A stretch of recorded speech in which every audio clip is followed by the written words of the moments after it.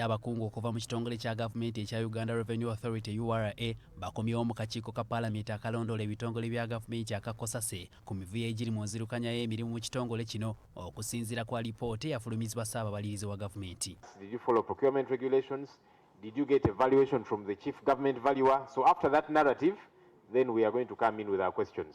Ensonga esimbiddwako essiro olwaleero ly'ettaka URA ery'ezzeegula erisangibwa Entuŋŋamo, Ekisolo ssaako n'Entoloko ng'ababaka beemulugunya ku ssente ezaagula ettaka lino nga bagamba zaali nnyingi nnyo okusinziira ettaka gye lisangibwa. Even within the district, on market value, the piece of land cannot be at the same price. Because I will tell you what is that piece of acre in a municipality and what is that piece of acre in the rural areas deep in the district. There will be two different values. That is in Bundagana in Kisoro district. And you said 0.07 acres. Okay, tell us the hectares too, because that's what is captured in the Auditor General's report. Abakungu ba URA babadde batankana ne ssente entuufu ezaagula ettaka lino ssaako n'obugazi bwalyo nga n'ebiwandiiko bye baleese mu kakiiko bibadde tebikwatagana. Even when we go one by one, we are getting more confused. Let me just give you an example.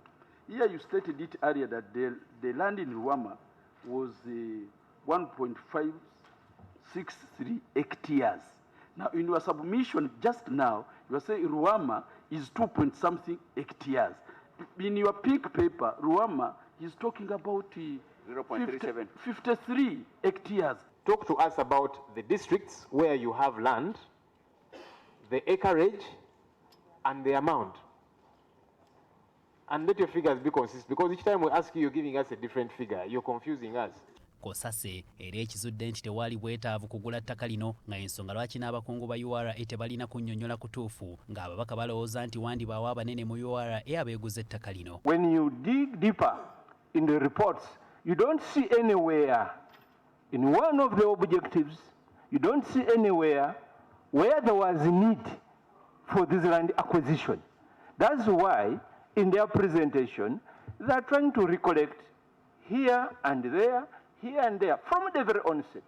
Abakungu bano basanze akaseera akazibu okunnyonnyola ababaka ebikwata ku ttaka lino ekireetedde ababaka okuva mu mbeera era ekiddiridde kwe kubalagira badde olunaku olw'enkya nga balina ebiwandiiko ebinnyonnyola ensonga zonna. There was a chief government valuer's report of valuation which is available and is in the documents that we submitted. Which make reference to it?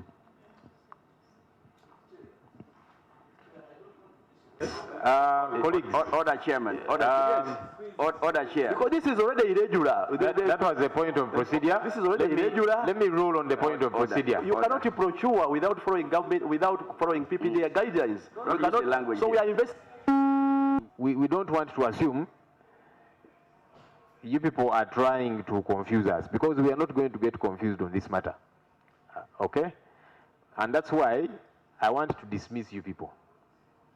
You go and come back tomorrow better organized, so that there's good value for your time and our time. Hasif Sechuunga, BBS Terefayina, Gambuuze. COSASE kakunya Abakungu